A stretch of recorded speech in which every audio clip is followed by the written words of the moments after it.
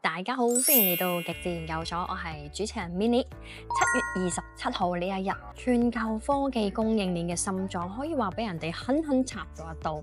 咁呢一兩日咧，市場到底發生啲乜嘢事？點解連晶片巨頭同埋黃金都一齊震撼？今集我哋嚟逐查解呢個背後嘅真相。7月27號呢一日，咁中國記憶喺大創科技掛牌上市，咁股價一開始就即刻飆咗466%，市值就直衝上去4840億美元，咁直接就變身做咗全中國市值最高嘅上市公司。咁同一個時間，外媒咧就爆料話中國已經開始自主生產暗潤式嘅 DV、EUV 光刻機，就目標喺今年咧就出5部，咁明年咧就出20部。咁呢一兩粒炸彈一炸，半導體板塊即刻就集體崩盤。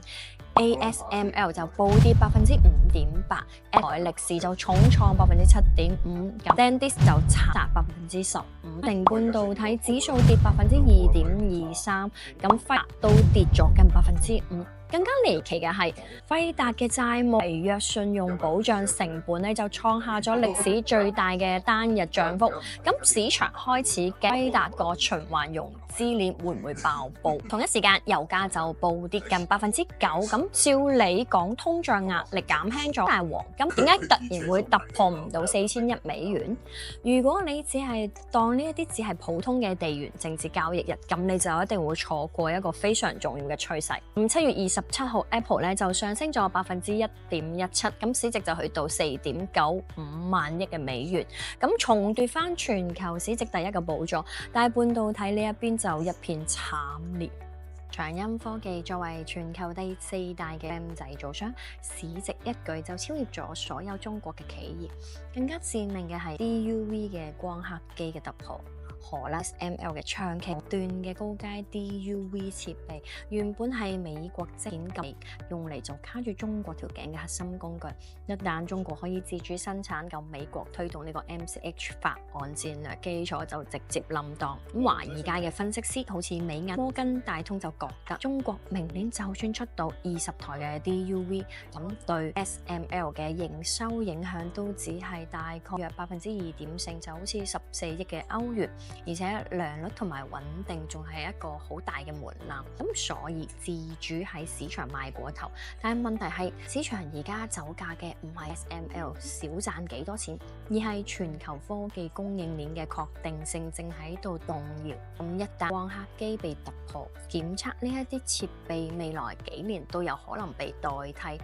呢一種科技冷戰嘅不確定性本身就係最大嘅全球體系多重失控。咁黃金嘅避險體系，除咗半導體衝擊之外，全球各大央行都爆發咗極大嘅不確定性。美聯儲仲迷失咗方向 ，FOMC 開會之前，市場預估7月加息呢一碼事咧，機率就升到去38%。喺前2個星期之前咧，只係得10%。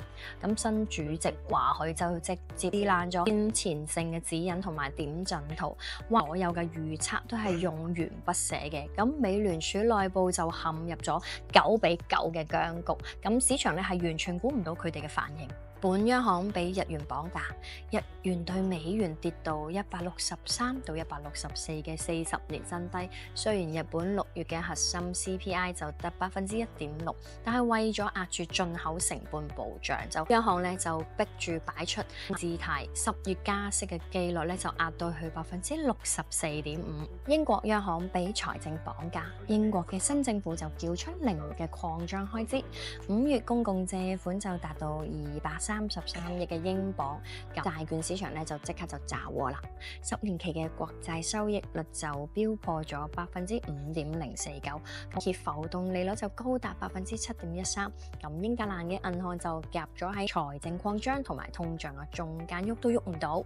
咁美聯儲咧就唔俾劇本，日本咧就俾啲匯率就困住咗，英國財政就失控，科技供應鏈就動搖。咁當所有穩固嘅地板同時出現咗裂縫嗰陣，咁資金就會流向嗰個唔需要任何人擔保、唔需要央行背書嘅終極資產，就係黃金。黃金而家嘅定價係正係全球體系嘅。咁雖然咧黃金長線係睇好，但係短線喺$4000以上最高，可能會面對兩大風險。咁風險一就係即如果繼續冧，咁黃金會唔會俾人拖落水？咁當市場爆發流動性危機嘅循環融資鏈疑慮，或者係巨頭斬 AI 資本開支，交易員就為咗補足保證金，會優先賣出流動性最好、變現最快嘅資產，即係黃金。咁2008年金融海嘯同埋2020年嘅3月疫情嘅初期，黃金都試過因為流動性拋售而短線跌。風險二就係華許嘅突襲。咁如果美聯儲呢個星期逆襲加息呢一碼，咁黃金短線嘅勢必會面臨一條長期。技術面上，黃金係$4000，面對下降壓力線，咁$4000關卡就多次回測，咁形態非常之脆弱。長線嚟睇，體系性嘅裂痕唔會喺短時間內消失，咁黃金作為結算資產嘅價值只會越嚟越高。但係長線睇好唔代表任何價位都可以盲目咁衝落去。未有部位嘅人咧，$4000附近咧可以開始分批佈局，但係千祈唔好一次過買滿，一定要留翻少少彈藥。咁已經有部位嘅人，短線咧都唔使急住加碼，耐心等待超級央行週同埋科技巨頭嘅業績結果沉澱一下。咁我哋密切留意兩個關鍵信號。如果單日暴跌超過3%，咁引發咗流動性嘅拋售，將會係震出嚟嘅係賣點。如果美聯儲持續利率不變，而且立場冇過度嘅鷹派，$4000呢個支撐位確認之後，就會累積下一波挑戰歷史新高嘅動能。2026年嘅7月，舊有嘅秩序正喺度解，咁新秩序仲未誕生，腳下嘅地板都係龜裂嗰陣時，就記得去揾嗰個自從人類文明誕生以嚟從未裂開過嘅資產，就係黃金。$4000咧係啱好，但係要再等一等，可能會更好。好啦，今集嘅極致研究所就分享到呢一度。如果你中意今集嘅分析，就記得 subscribe 我哋嘅 channel 同埋 share 俾身邊關心環球市場嘅朋友。咁大家會覺得黃金同半導體嚟緊會點樣走，都可以喺評論區留言俾我知。我係 Minnie，我哋下集再見，拜。